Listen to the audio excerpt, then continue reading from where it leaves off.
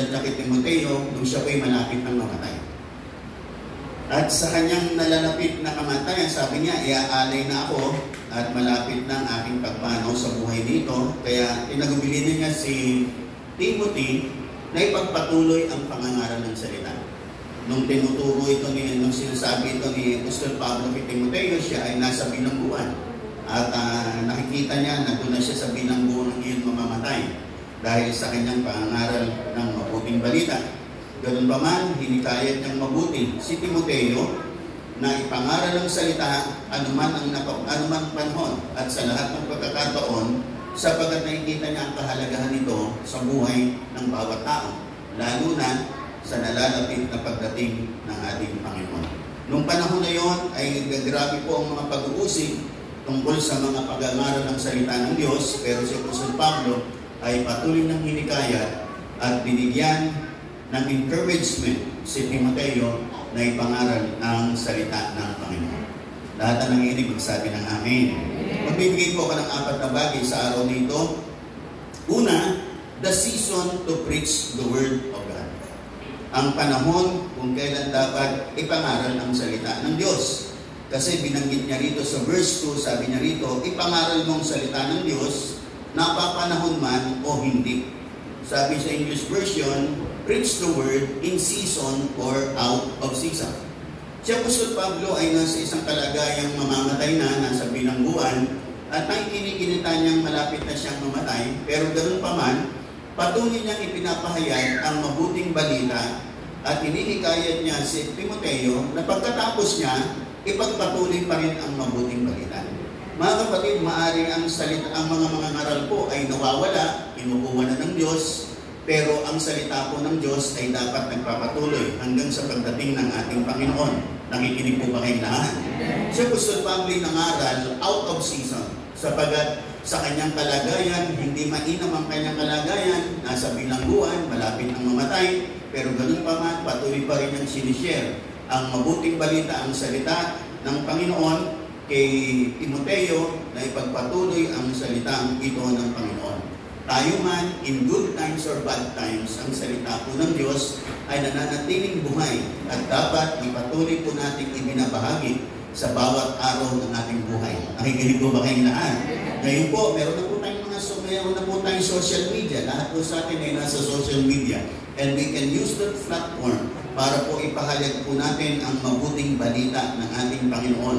Yung mga dakilang bagay na ginawa sa atin ng Diyos, yung mga posting po natin tungkol sa mga aral ng Panginoon. Marami po kasi ngayon, iba-ibang posting.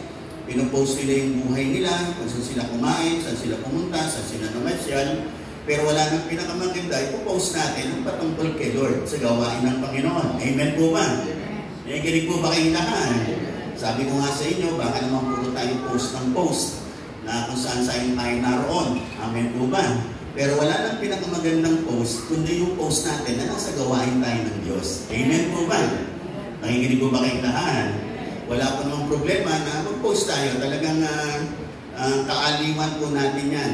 At kagalangan po natin na i-post. Pero ganun pa man, wala nang pinakamagandang posting sa social media, kundi ang salita ng Panginoon. Yung salita ng Diyos na tumimo sa ating puso, salita ng Diyos na nagbigay sa atin ng lakas, nagbigay sa atin ng pag-asa, nagbigay sa atin ng bagong buhay, maganda i-post po natin yun. At pwede naman i-post din yung mga iba. Nakikinig po ba kayong lahat? Ang ingatan lang natin, yung mga post natin ng puro sama ng loob, minanakit, may pinatatamaan. Minsan ganun yung iba. Nandiyan pa po ba kayong lahat? No? Minsan yung iba, pinupost natin yung mga sama ng loob kay ganito, kay ganon. Alam niyo po, pagka pinupost po natin yung nahalata po ng mga tao na tayo po, may mga hinanakit at sama ng loob. Nakikinig pa po ba kayong lahat? At ingatan din po natin mag-post sa mga problema po natin. No? Sabi nga ng mga ibang nababasa ko, pag yung mga private life mo, huwag mo nang i-post sa social media kasi public yun eh. Malalaman pa ng ibang mga tao, mga nangyayari sa'yo. No? Yung mga nakaka-encourage sa kanila, yung nang-post natin. Ingatan din natin mag-post na parang nagmamayabang tayo, nagmamalaki tayo, ba't hindi natin i-post ang salita ng Diyos? Sapagkat ito ay may kapangyarihang magbago ng buhay. Ang salita ng Diyos ay may kapangyarihang magbigay ng panibagong pag-asa, kagalingan, himala, at kaginawahan para sa buhay ng mga taong may kabigatan at may mga problema sa kanilang buhay. Nakikinig po ba kayong lahat? Nakikinig po ba kayong lahat? Kaya tayo po, maaaring hindi po tayo tumatayo na katulad ko, hindi kayo naman nakakatayo sa ganito para mangaral ng salita ng Diyos, pero meron po tayong platform, the social media, for us to be able to share the Word of God na in season or out of season. Hindi lang po tayo mag-share ng salita ng Diyos pag marami po tayong mga pagpapala. Minsan may mga time, tayo po ay may mga problema din. Pero sige na, tuloy lang. Nakikinig po ba kayong lahat? Nakikinig po ba kayong lahat? Especially, yung mga times na tayo po ay pinapagtagumpay na ng Panginoon, share natin paano tayo tinulungan ni Lord, paano tayo binless ng Panginoon, paano tayo iniahon ng Diyos sa ating kalagayan yun. Share po natin yan, mga kapatid. At marami pong mga taong maaabot po natin, hindi po natin alam. Yung mga shinare po natin buhat sa salita ng Diyos ay nagbigay sa kanila ng panibagong pag-asa. Sabi nga ni Apostol Pablo, yung comfort na tinanggap ko sa Diyos ay yung comfort din na ibinibigay ko sa inyo. Yung kaalimang bigay sa akin ng Diyos sa panahon ng ako'y maraming problema, yun din yung kaalimang ibibigay ko sa inyo. Nakikinig po ba kayong lahat? Kaya tayo po, sumasapit po tayo, dumadaan po tayo sa iba't ibang sitwasyon ng ating buhay, pero dumaan man tayo sa mabibigat na sitwasyon, nandiyan ang Panginoon para tulungan tayo. Tutulungan ka ni Lord. Nakikinig po ba kayong lahat? Lumapit ka lang sa Kanya, kumapit ka sa Kanya, magpatuloy ka sa Kanya. At dapat na manatili tayo sa Kanya. Hindi lang naman tayo kakapit kay Lord pag may problema tayo, kundi kahit wala na tayong problema, tuloy na tayo kay Lord. Amen po ba? Kasi maraming lumalapit kay Lord pag may problema, pag may mabibigat na pagsubok ng buhay, pag nakatapos ng pagsubok, nawawala na sila kay Lord. Hindi mo na sila nakikita. Dapat po, tuloy-tuloy. Nakikinig po ba kayong lahat? Nakikinig po ba kayong lahat? Sabi ko nga sa inyo, wala nang pinakamasaya sa puso ni Lord na pumupunta tayo rito. Panginoon, pupunta po ako ngayon sa araw nito. Wala po akong kailangan. Pero gusto kong magpasalamat sa iyo, Panginoon. Kasi pinagpala mo na ang buhay ko. Amen po ba? Kasi pinagaling mo na ako. Kasi binless mo na ako. Pinaginhawa mo na ako. No? Nakikinig po ba kayong lahat? Maaaring nandito po tayo, marami tayong problema, marami tayong pangailangan. Mga kapatid, nandito ang Panginoon para bigyan ka ng panibagong pag-asa na nandyan siya, tutulungan ka niya, iaahon ka niya, ibabangon ka niya, ilalampas ka niya. Amen po ba? Pero pagkatapos na mailampas ka niya, maibangon ka niya, matulungan ka niya, patuloy ka pa rin kay Lord. Wala nang pinakamagandang makita si Lord kundi yung mga taong may grateful heart, may pusong mapagpasalamat. Sa salin natin sa Tagalog, yung mga may utang na loob, na tumatanaw ng utang na loob. Amen po ba? Na pagkatapos po natin maranasan ng mga tagumpay ng buhay natin, nandito pa rin tayo, kasi tinatanaw natin yung isang bagay na pagpapasalamat natin kay Lord dahil sa kanyang mga mabuting bagay na ginawa sa ating buhay. Kaya nga po mga kapatid, sa anumang panahon ng buhay natin, itanyag natin si Lord. Itanyag po natin ang salita ng Panginoon, ang ginawa ng Panginoon. Nakikinig pa po ba kayong lahat? Kung meron po kayong mga problema, ang ipopost po ninyo sa Facebook, yung salita ng Diyos in answer to your problem. Maring sa oras na yon, sa oras na ikaw ay magpo-post, napakaraming mong problema, may sakit karamdaman ka, pero i-post mo yung tungkol sa kagalingan sinasabi ng salita ng Diyos. Amen po ba? Sa ganon, na-encourage ka na-encourage pa yung mga taong makakabasa doon sa iyong ipinost. Nakikinig po ba kayong lahat? Nakikinig po ba kayong lahat? Mga kapatid, sa aking mahigit 30 taong pangangaral, hindi po sa lahat ng season ay nangangaral ako ng magandang aking kalagayan. Merong mga time na nangangaral ako maraming problema, walang pamasahe, walang pagkain pagkatapos mangaral. Dumating po sa mga ganun pagkakataon. Dumating sa season of life na talagang parang yung salita ng Diyos na pinapangaral mo, parang hindi naman nagkakatotoo. No? Pero sige lang, tuloy lang. At sa dako pa makikita mo na hindi ka mananatili sa wala, pagpapalain ka ni Lord. Amen po ba? Hindi ka mananatili may problema, tutulungan ka ng Panginoon. Amen po ba? Hindi ka mananatili sa karamdaman, pagagaligin ka ng Panginoon. Amen po ba? Sapagat ang salita ng Diyos ay may kapangyarihan magbago ng buhay. Kung kaya nga dapat natin itong ipangaral in season man or out of season. Sabi sa Tagalog version, napapanahon man o hindi na napapanahon. Kinakailangan mong ibahagi ang salita ng Panginoon. Nakikinig pa po ba kayong lahat? At makikita ko mga kapatid, ang lahat ng bagay sa mundong ito nababago. Pero ang salita ng Diyos, hindi po nababago. Ang salita ng Diyos ang nagbabago ng sitwasyon ng ating buhay. Nakikinig po ba kayong lahat? Sabi ng Panginoon, heaven and earth will pass away, but my word will never pass away. Hindi po lilipas at hindi po mawawala ng kabuluhan ng salita ng Diyos. Lahat ay lilipas, lahat ay magbabago. Pero ang salita ng Diyos ay hindi magbabago, mananatili po yan. At yung salitang yan ang magbabago ng kalagayan ng ating mga buhay. Kaya nga yung isang quotation, sabi niya, frame your world by the word of God. Yan. Na yung ating daw pong mundo ay hubugin natin sa magitan ng salita ng Panginoon.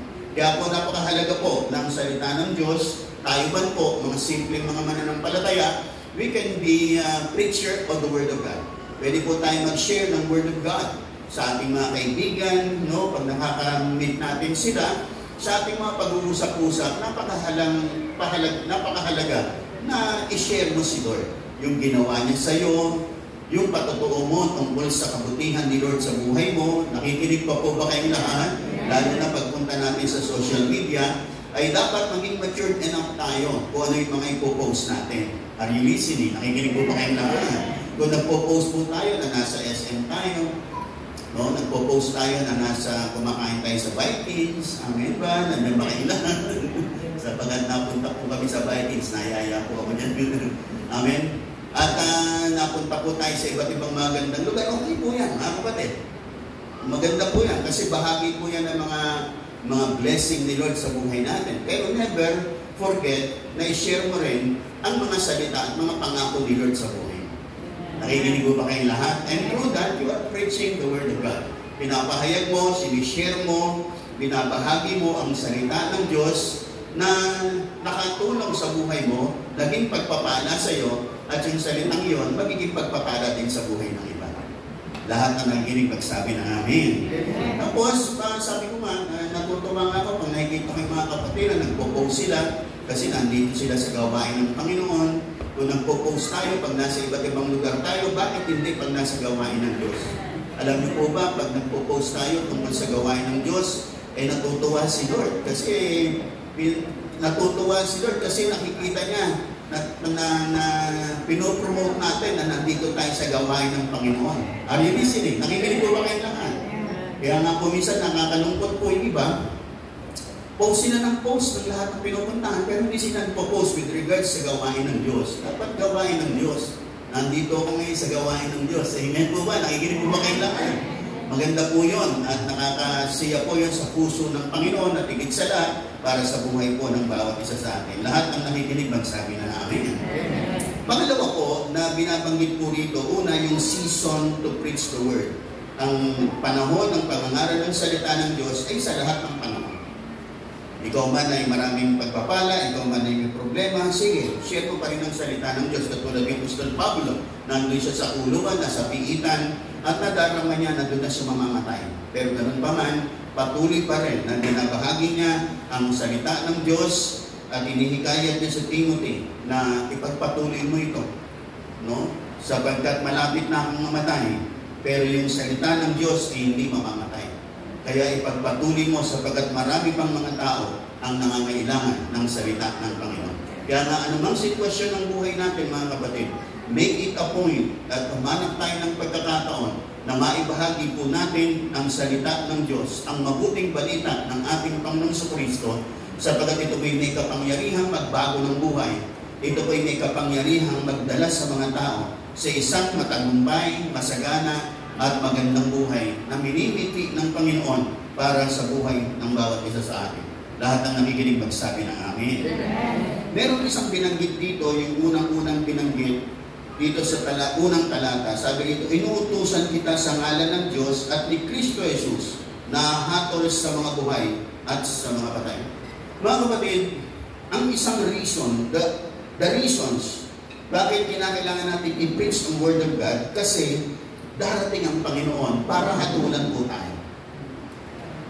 Nakakalungkot na pagdating ng panahon, sapagkat lahat ng tao ay haharap sa Panginoon, at si Jesus po ay hahatulan po ang bawat isa sa atin. Salamat po. lahat ng sumampalataya sa Panginoon, hindi ka na hahatulan patungo sa kaparusahan at sa kamatayan.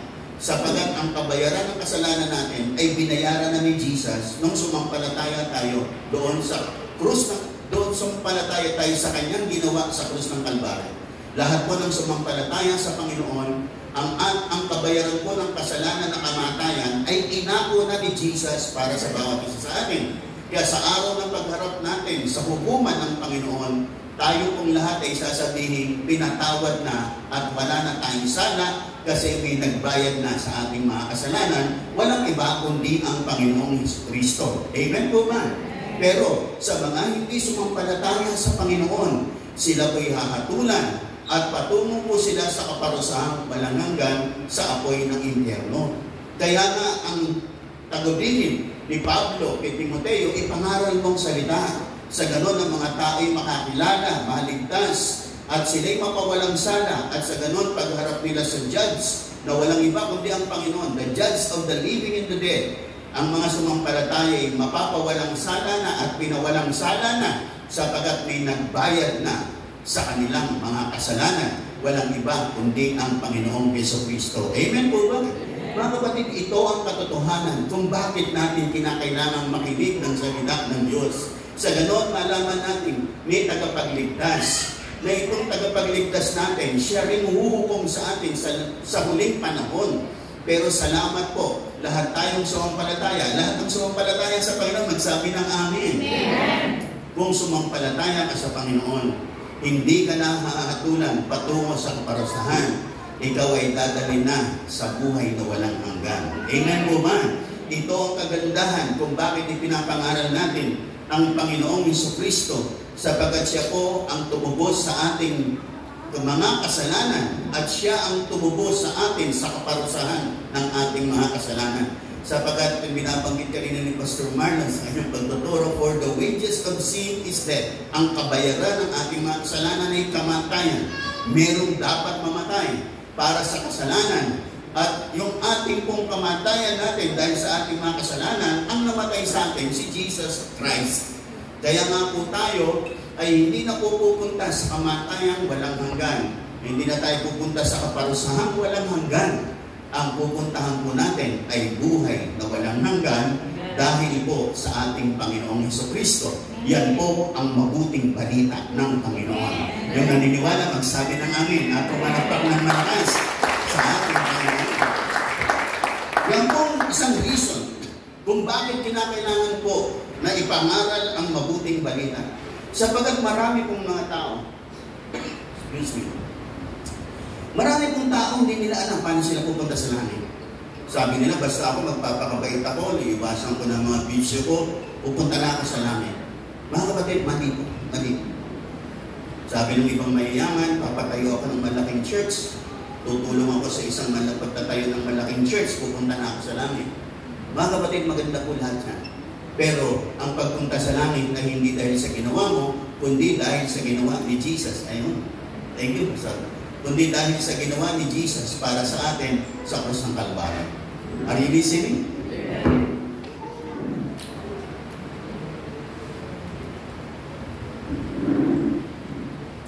Ang ating pagpunta sa langit, mga kapatid, ay hindi sa ating mga sarili. Kasi kung ang tao maliligtas lang tayo sa ating mga sarili, mga kapatid, hindi na kinakailangan, hindi na sana bumaba pa si Jesus. Kaya lang dahil po sa ang tao, hindi niya kayang iligtas ang kanyang sarili, bumaba si Jesus para tubusin tayo. Are you listening? Kung maliligtas tayo ng ating mga sarili, maliligtas tayo ng ating pera, ng ating talino, ng ating kabaitan, mga kapatid, hindi na sana namatay pa si Jesus sa krus ng Kalbaryo. Pero nakita ng Diyos, kulang po at hindi sapat ang ating mga gawa. Ang tanging gawa na nakapagligtas sa atin at nakapagpatawad ng ating mga kasalanan ay ang ginawa ni Jesus para sa atin sa krus ng Kalbaryo. Kahit ibuhos mo ang katakot-takot ng dugo para sa kapatawaran ng iyong kasalanan, hindi pa rin po sapat. Bakit? Kasi ang dugo po natin may bahid ng kasalanan. Ang tanging dugo na katanggap-tanggap sa Diyos Ama sa langit, sa Diyos Ama sa langit sa kapatawaran ng mga kasalanan ay ang dugo ni Jesus na walang bahid kasalanan. Kaya nga po si Jesus, hindi po siya nilagyan ng similya ng lalaki. Kasi may kasalanan sa similya ng lalaki. Kaya po siya nilagay sa sinipupunan through the Holy Spirit. Kasi pag gumamit ng lalaki, may bahid dungis ang dugo. Kaya hindi gumamit. Kaya si Jesus lang ang merong pure and clean, sanctified blood na karapat-dapat na offering sa Diyos Ama sa langit sa kapatawaran ng kasalanan.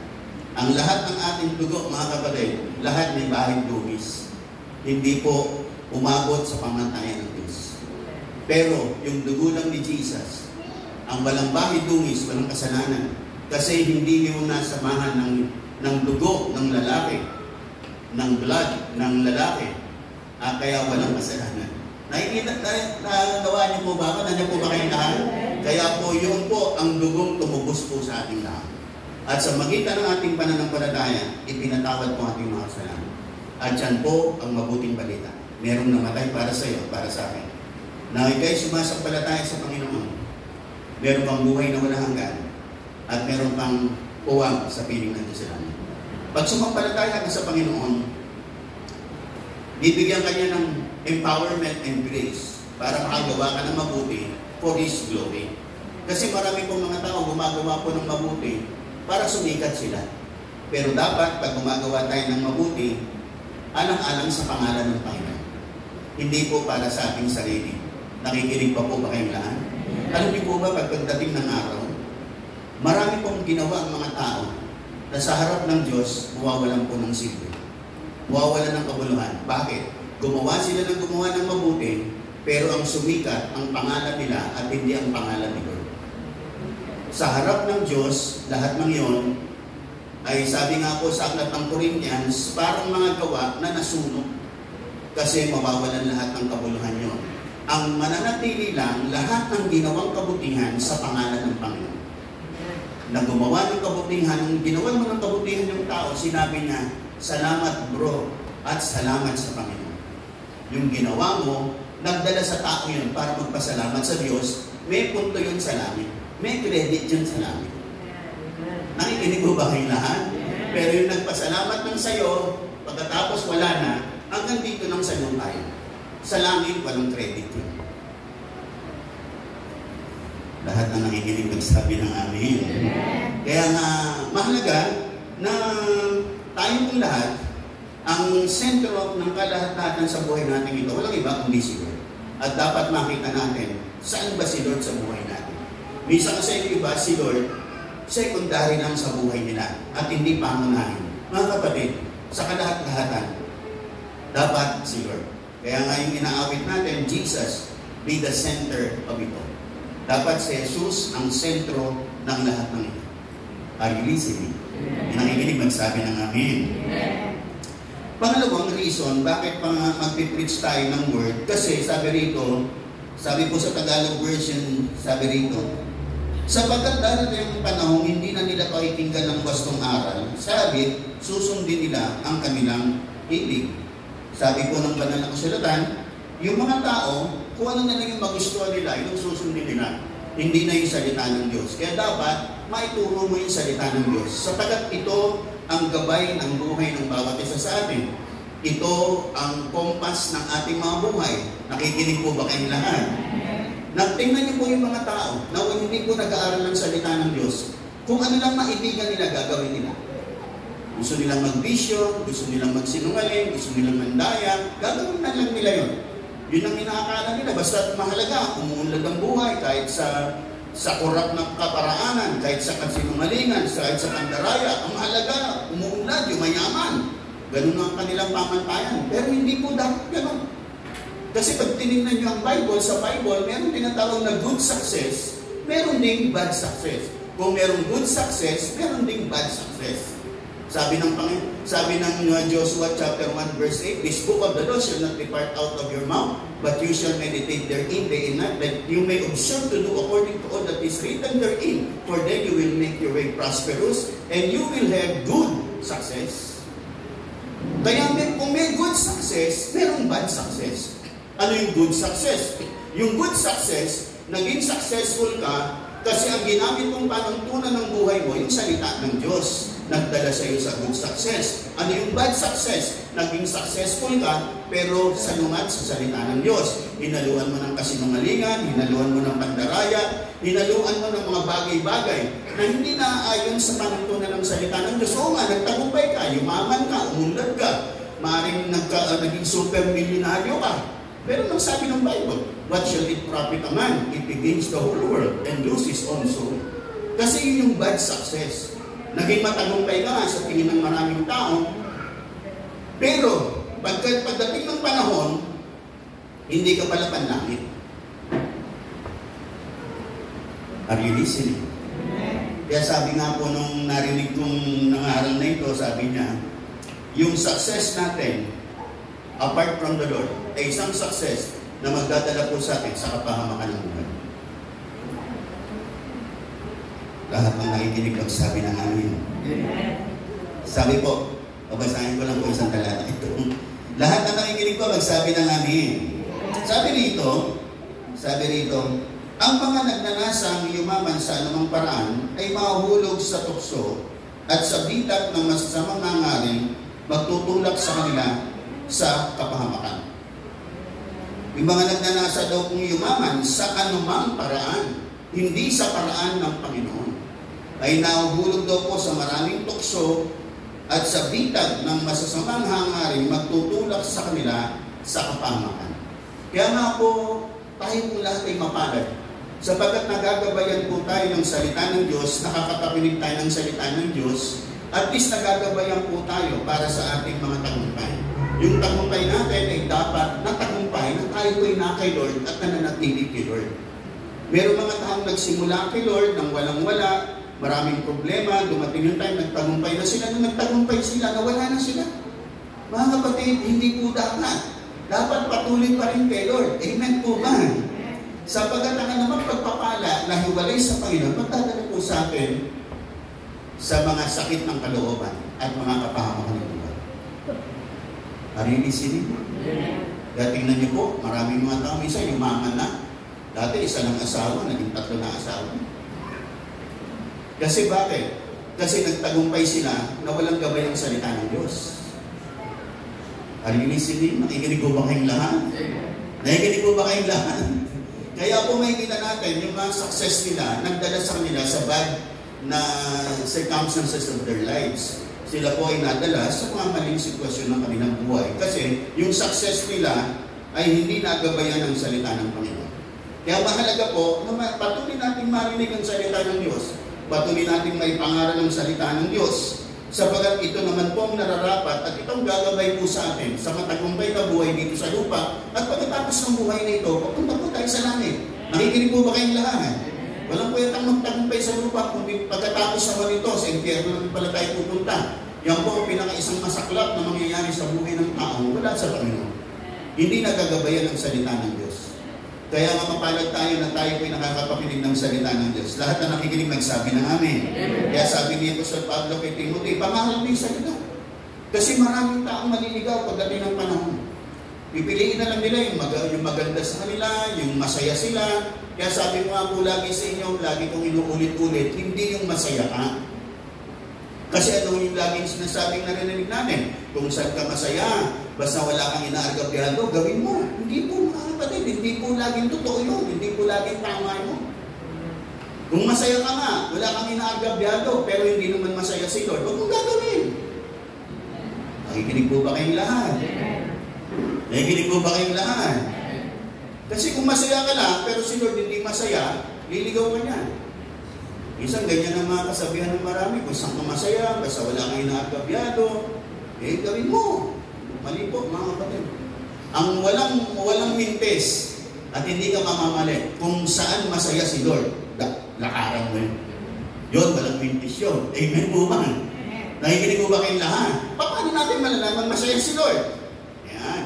Masaya si Lord kapag tayo po, ang buhay natin ayon po sa sinasabi at aral ng salita ng Diyos. Pag nilalakaran mo yan, ina-apply mo yan, masaya si Lord sa buhay mo.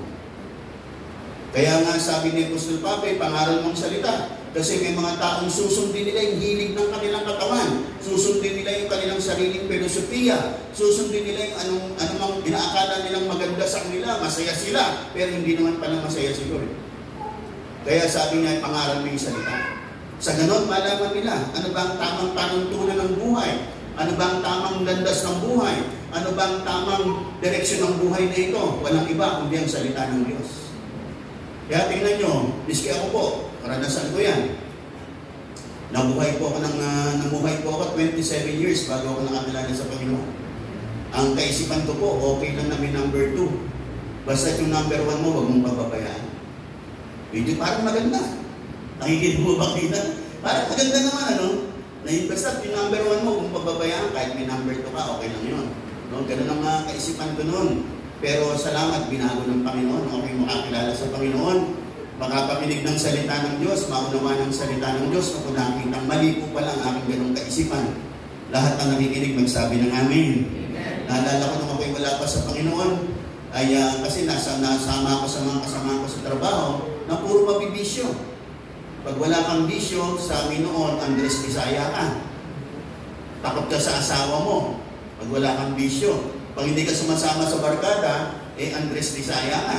Mga ganun ang aming kantsawa noon. Pero nung ako'y nakakilala sa Panginoon, binago ko ng Panginoon. Inilis ako ng Panginoon.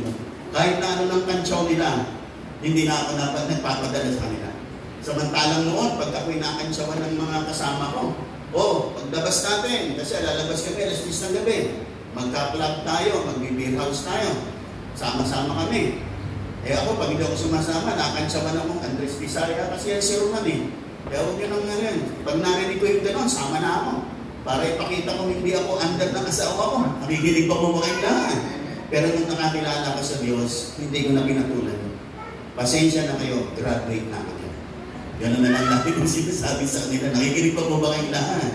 Kasi naiintindihan ko na ng salita ng Diyos. Nabubuksan na ako sa salita ng Diyos. Nagagabayan na ako ng salita ng Diyos. Kaya medyo nakikita ko na tinatama na ng Panginoon ang landas ng aking buhay. Ito ang kahalagahan kung bakit kinakailangan natin ang salita ng Diyos. Sabi nga na aklat ng mga awit, Thy word is a lamp unto my feet and a light unto my path. Ang salita mo ay ilaw sa aking mga paa, liwanag sa aking daraanan. Pag wala kang salita ng Diyos, ang nilalakaran mo diyon. Akala mo lang nasa liwanag ka, pero tingnan mo ang buhay mo, liko-liko. Salamat sa salita ng Diyos. Amen po. Sabihin po natin, salamat sa salita ng Diyos. Palakpakan po natin ang ating Panginoon. Amen po lang. Yung mga tao minsan tumutulog sa salita ng Diyos, yung paniwalaan yung Bible lang yan. Gawa-gawa lang ng tao yan. Ano ba hindi gawa ng tao? Lahat naman ng mga libro dito, gawa ng tao. Pero ang Bible, ginawa ng tao sa patnubay ng Espiritu ng Diyos. Kaya tingnan nyo yung mga nagbibigay pagpapahalaga sa salita ng Diyos na babago ang buhay. Kasi hindi tao nagbabago. Ang nagbabago ng buhay ay ang Espiritu ng Diyos na lumapit sa buhay ng mga taong sumulat ng salita ng Diyos. Kung sinasabi natin ito'y gawa lang ng tao, nating paniwalaan, di huwag na rin natin paniwalaan si Webster. Huwag na rin natin paniwalaan yung mga aklat sa education, aklat sa law, aklat sa accounting, aklat sa medicine. Hindi natin paniwalaan lahat yun. Gawa lang ng tao yun. Ba't pinaniniwalaan din naman natin yun? Ay, kinig pa mapakailan. Pero itong aklat na to, ginawa man ng tao, pero ang sabi ng Bible, holy men of God are guided by the Spirit of God. Kaya po itong salita ng Diyos, ang mga taong nabuksan ko sa salita ng Diyos, na bago kong kanilang mga buhay. Kasi ang salitang ito ng Diyos ay may kapangyarihang magbago ng buhay. Lahat ng nakikinig magsabi ng amin. Ano po ang attitude natin? What are yung mga attitudes natin para sa pagpapahayag natin ng mabuting balita? Kinakailangan po natin medyo magtiyaga po tayo, magpasensya. Hindi po kasi lahat ng tao naniniwala agad. Tinitingnan nilang buhay natin. Totoo ba tayo? Totoo bang nabago tayo? Totoo bang ginagabayan tayo ng salita ng Diyos? Sa atin pong pagsisimula sa Panginoon, marami pong uusig sa atin. Pagtatawanan po tayo, sasabihin mo, masyado namang naging panatiko. Medyo nasiraan niya yata ng ulo. Magpapastor na yan. Marami pong ganyan mga tukso-tukso. Pag nagsisimula po tayo sa Panginoon, nakikinig pa po ba kayong lahat? Minsan dumarating po, isang bagay po, Minsan pag nagsisimula tayo sa Panginoon, minsan dumarating po tayo sa matitinding pagsubok. Kaya minsan sasabihin natin, bakit kung kailan ako dumadalo, nakikinig ng salita ng Diyos, bakit nagkakagano? Ba't parang bumibigat yung problema ko? Mga kapatid, don't worry. Magpatuloy ka na, kumapit ka na. Nakikinig pa po ba kayong lahat? Nakikinig pa po ba kayong lahat? Huwag po kayong bibitiw, huwag po kayong tatalikod, huwag po kayong ayaw. Nandito po tayo sa salita ng Diyos. Hindi po tayo nandito para sa isang relihiyon. Narito po tayo para po tayo gabayan ng salita ng Panginoon. And you are on the right track. Ikaw ay nasa tamang landas. Ikaw ay nasa tamang tawag ng Panginoon. Amen po ba? Nakikinig po ba kayong lahat? Ipagpatuloy mo lang. Huwag kang magpadaig sa mga kaisipan ng kaaway. Huwag kang magpadaig sa mga pag-uusig. Huwag kang magpadaig sa mga tukso na tinutokso ka. Naku, lalampas ka na sa langit yan. Naku, sabi, naku, nagmasyado ka naman magpapakabanan. Baka naman maging pastor ka na yan. Mga ganyan, minsan maraming ganyang kantsawan. Pero mga kapatid, ipagpatuloy mo lang. Pagpatuloy mo lang. Nakikinig pa po ba kayong lahat? Minsan, kung kailan ka na kay Lord, saka parang bumigat yung problema mo, dumami yung problema mo, mga kapatid, magpatuloy ka lang. Lalampasan mo rin yan. Tutulungan ka ng Panginoon. Gusto lang ni Lord na lalo kang kumapit sa Kanya, maniwala sa Kanya, manindigan sa Kanya. Pero sa malakad madali, ilalampas ka niya ng Panginoon. Lahat ang naniniwala, magsabi ng amin. Marami pong mga ganyan. Minsan magtapak sila. Bakit kung kailan ako dumadalo? Bakit parang bumigat yung problema mo? Huwag kang mabahala. Papakita sa iyo ni Lord that God is in control. Sasamahan ka niya, magkakaroon ka ng mga dakilang patotoo, paano kang tinulungan at pinapagtagumpay ng Diyos sa inyong nilalakaran. May tulong sa iyo pala pagkakaroon. Noong ako kayo naglingkod sa Panginoon, lalo naman kayo nag-resign sa trabaho, napakarami pong umusig sa akin. Maging mga magulang ko na dati tinutulong-tulungan ako, ayaw nilang tumulong sa akin. Sige nga natin, tingnan nga natin. Kaya kami, talagang kapit lang kami kay Lord. Sabi ko nga sa inyo, during those times, talagang kinapitan ko si Lord sa panalangin. Every 2 a.m., bumabangon ako, nananalangin ako. Noong panahon na yun, ewan ko na, may electric pa na kami noon. Kasi parang yun lang yata ang aming noon. At parang, kasi naalala ko, pag nagpe-pray ako ng 2 a.m., nagtagtulok mo ako ng kumot kasi masyadong malamok. Noong panahon namin na yun. At bibihira pa may electric pa noon. Noong panahon namin, kasi puro kulambo ang ginagamit namin noon. Kaya paglabas ko ng kulambo, magpe-pray ako, nagtatalakbo ako ng kumot. Diyan ako humugot ng lakas sa Panginoon. Parang pagtagumpayan ko mga pag-uusig ng aking pagsunod sa Panginoon. Pero nalampasan sa tulong ng Panginoon. Amen po ba? Kaya nga mga kapatid, ipagpatuloy lang po natin. Minsan may mga sacrifices, may mga sufferings, minsan may mga pagtitiis. Pero mga kapatid, tuloy lang, tuloy lang. Hindi ka mananatiling magtitiis, hindi ka mananatiling naghihirap, hindi ka mananatiling wala. Amen po ba? Nakikinig po ba kayong lahat? Naalala ko nung ako'y naglingkod sa Panginoon, ay meron akong gas range noon na ibenta namin. Meron kaming television noon na black and white na isanla namin. Parang minsan isipin mo, ganito ba ang pagsunod sa Diyos? Kaya nga noon, ayoko nagpapakita sa mga kasama ko sa trabaho kasi medyo mataba na ako noon, nangayayat ako. Kaya ayoko magpakita sa kanila. Dahil sabihin, ganyan ba naglingkod kay Lord? Kala ko ba, gaganda buhay mo? Bakit ganyan ang naging buhay mo? Pero sige lang, tuloy lang. At makikita mo sa gago paroon, talagang totoo ang Panginoon. Totoo ang pangako ng Diyos. Amen po ba? Totoo ang salita ng Diyos. Amen po ba? Kaya sabi niya, Apostol Pablo kay Timothy, fight the good fight of faith. Sabi niya, finish the race. Keep the faith. Sabi niya, pagpatuloy mo, ipakipaglaban mo, manindigan ka. Sapagat nasa tama ka landas ng buhay. Amen po ba? Mga kapatid, tayo pong narito, nasa tama ka. Amen po ba? Nakikinig po ba kayo lahat? Sabihin mo sa katabi mo, nasa tama tayo. Amen po ba? Nakikinig po ba kayo lahat? Mga kapatid, tayo pong lahat na kay Lord. Nasa tama po tayo. Amen po ba? Kasi yung ibang pinagmamalaki nila yung kanilang relihiyon. Pinagmamalaki nila yung kanilang iglesia. Pinagmamalaki nila yung kanilang samahan. Ang dapat ipagmalaki natin si Lord. Amen po ba? At ang aral po natin, hindi aral ng relihiyon. Ang aral po natin ay ang aral ng ating Panginoon. Ipagpatuloy po natin, ipagpaglaban po natin. This is it, mga kapatid. Ito na, at wala na tayong ibang dapat hanapin pa. Ito na, mga kapatid. At hanggang sa dumating ang panahon, tawagin na tayo ng Panginoon. Amen po ba? Mga kapatid, ito ang unang pagkakataon buhat sa pagiging Buhat sa dati kong kinakaaniban, na ako'y nagro-rosaryo, ako'y lumalakad ng palahod, ako'y na mayroong lubina araw-araw, ako'y tinanggal din ng Diyos at binigyan niya ako ng liwanag dito sa salita ng Diyos. Ito na mga kapatid. At naniniwala ako hanggang sa araw na kunin ako ng Panginoon, ito na. Sapagat ito ay hindi tungkol sa relihiyon, ito ay tungkol sa Panginoon sa Kristo. Amen po ba? No, ako po'y nasa relihiyon, napakarami kong bisyo. No, ako'y nasa relihiyon. Relihiyoso ako, pero pagkatapos nun, sugal uli, babae uli, bisyo uli, simba uli, rosaryo uli. Pero pagkatapos nun, balik uli sa bisyo, balik uli sa mga gawain hindi nakakalugod kay Lord. Kasi noon inaakala ko, basta kahit na gumawa ka ng kasalanan, basta't mahal ka, lagi kang isisimba. Pero mga kapatid, mali po pala. Ang tunay na kumikilala kay Lord, ang tunay na nakakilala kay Lord, ang tunay na si Lord ay nasa kanyang puso. At merong resulta yan, magbabago ang buhay. Pag hindi nagbabago ang buhay mo, hindi ka pa truly connected with Him. Kasi pag talagang nakonect ka na kay Lord, nagkaroon ka na ng ugnayan sa Panginoon, ang talagang resulta niyan, magbabago ka. Maaaring hindi ka naman 100% bagong-bago agad, pero may nababago na sa buhay. Yung naniniwala nagsabi na namin. Pag may nababago na sa buhay mo, ibig sabihin, nagsimula na. Nagsisimula na si Lord sa buhay. Amen po ba? Nakikinig po ba kayong lahat? Lahat na nakikinig magsabi na amin. Sabi nga ng aklat ng Timoteo, having a form of godliness, but denying the power thereof. Ulitin ko, sabi doon sa phrase na yun, having a form of godliness, but denying the power thereof.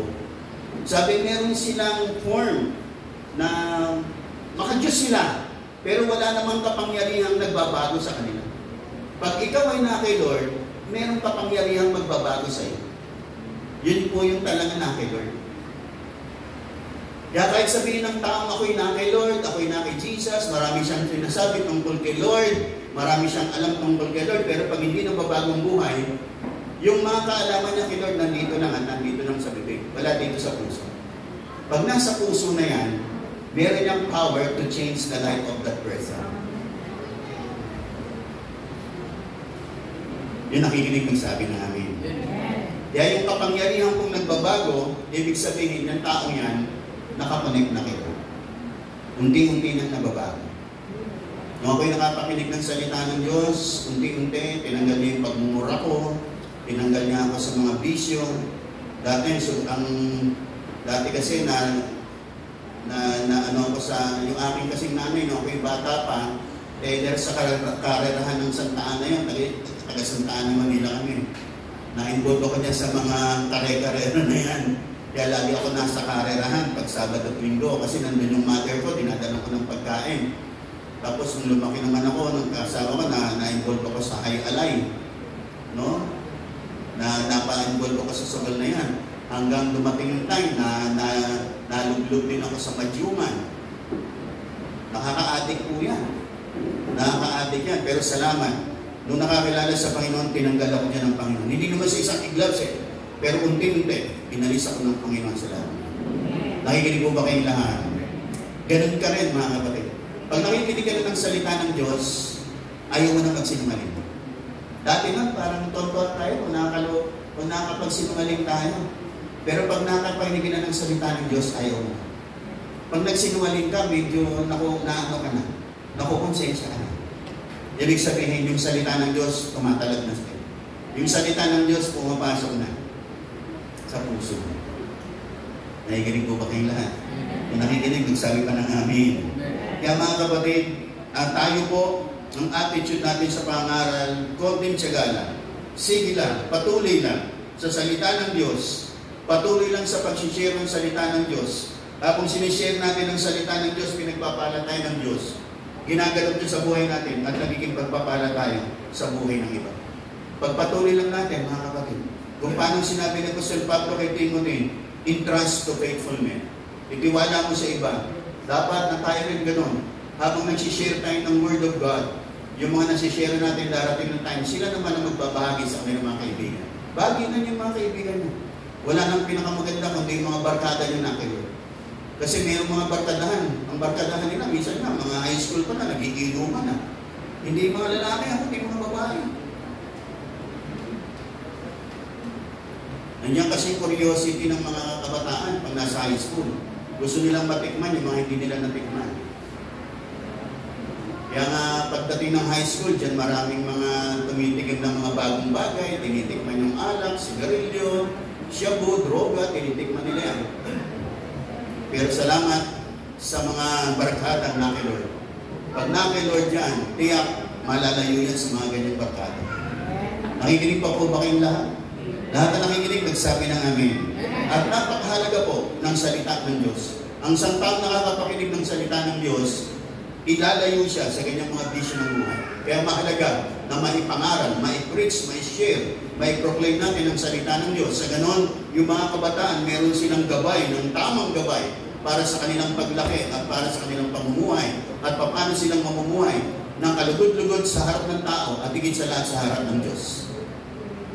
Makikinig po ba kayo lahat? Makikinig po ba kayong lahat? May mga tao kasi na hindi nila alam ang buhay. Ako po, sabi ko nga sa inyo, 27 years old nung makakilala sa Panginoon. Hindi ko po alam. Lumaki po ako at hindi ko po alam. Although ako'y nagsisikap, pero hindi po ako nagagabay ng salita ng Diyos. Pero salamat sa mga kabataan na sa kanilang murang gulang nakakapakinig na ng salita ng Diyos. At least nagagabayan na sila. Kaya tingnan niyo yung buhay ng mga kabataan nasa church. Maaaring hindi pa naman sila perfecto, meron pa rin silang ugaling hindi maayos, pero at least nagagabayan sila. Nalalayo sila sa mga vision ng buhay.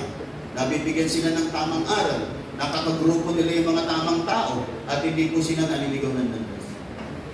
Alinisin lahat ang nakikinig magsabi ng amen.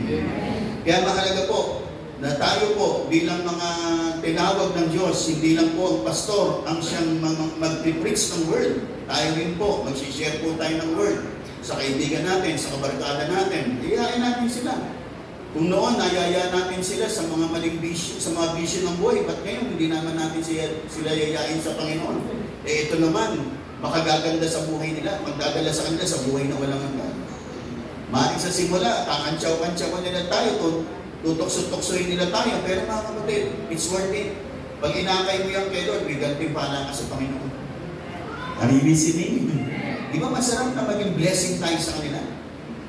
Kahit na yung kaibigan natin, mas mayaman sa atin, pero pag wala kay Lord yan, mga kapatid, mas mapalad pa rin tayong nasa Panginoon. Kasi meron tayong Lord sa ating mga puso, sa ating mga buhay.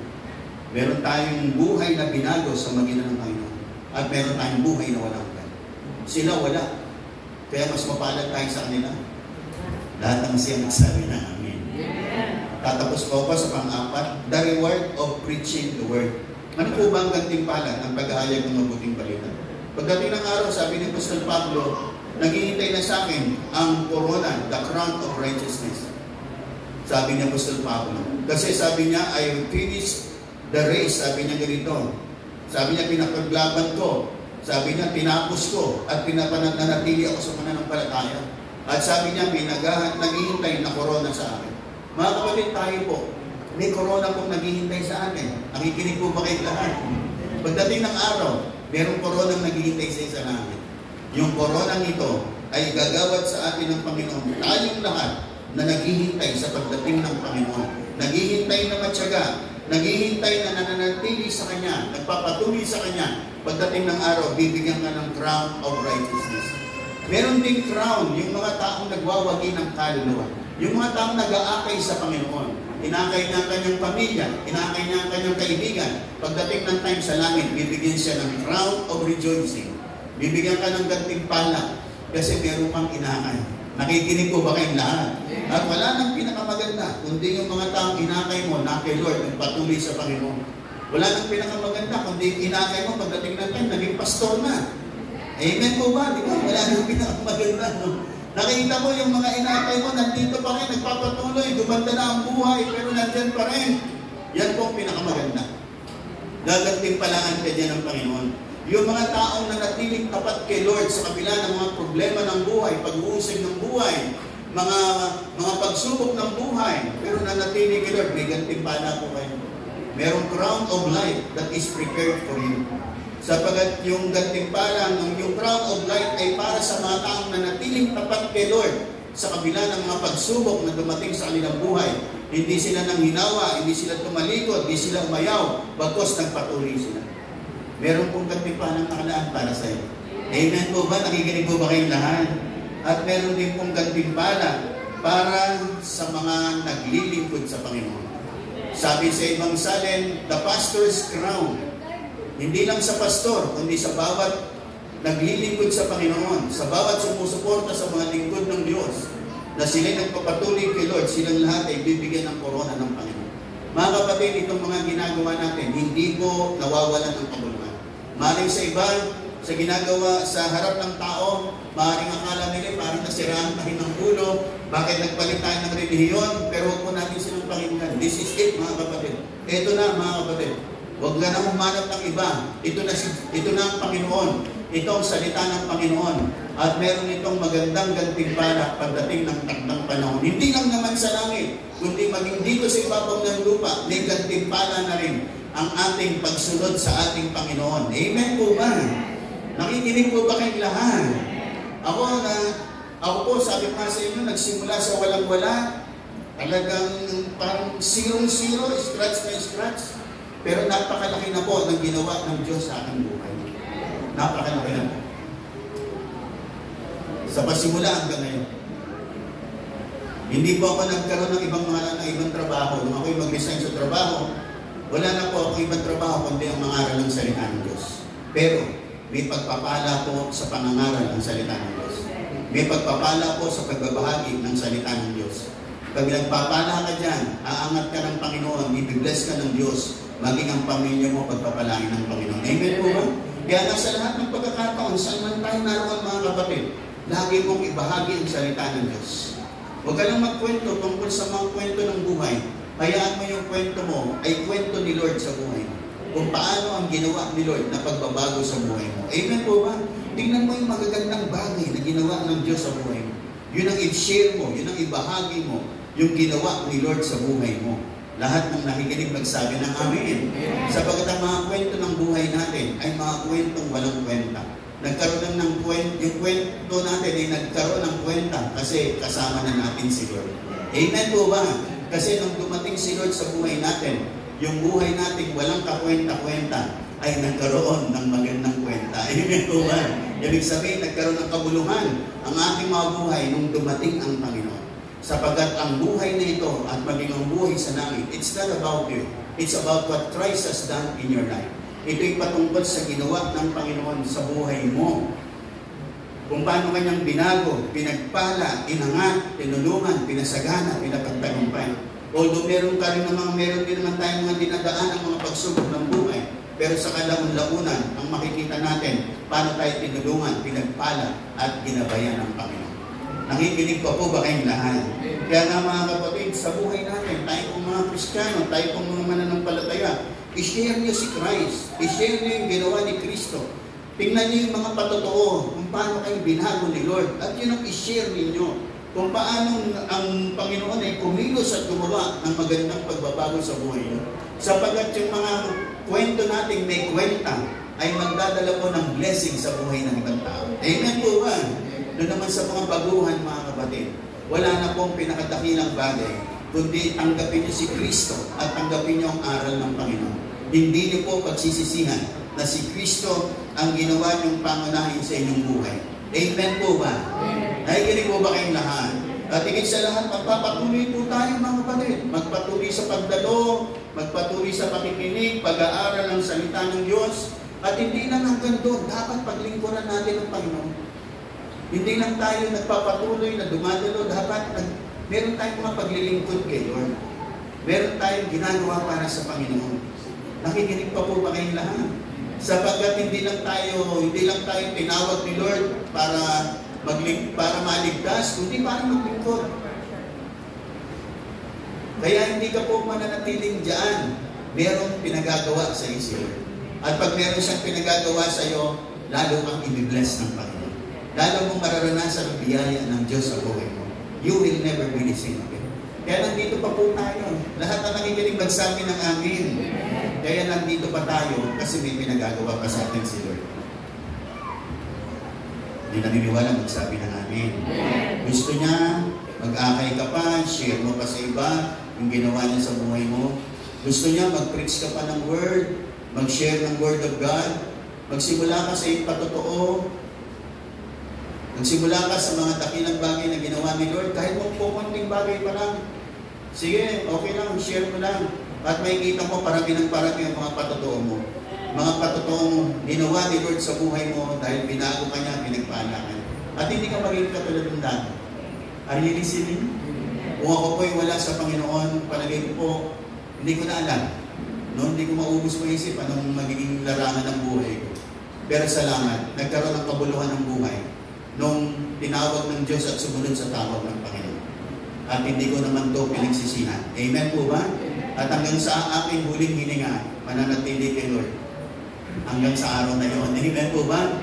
At tawa kayo rin, mga kapatid. At hindi pa po tayo tapos sa mission na ito.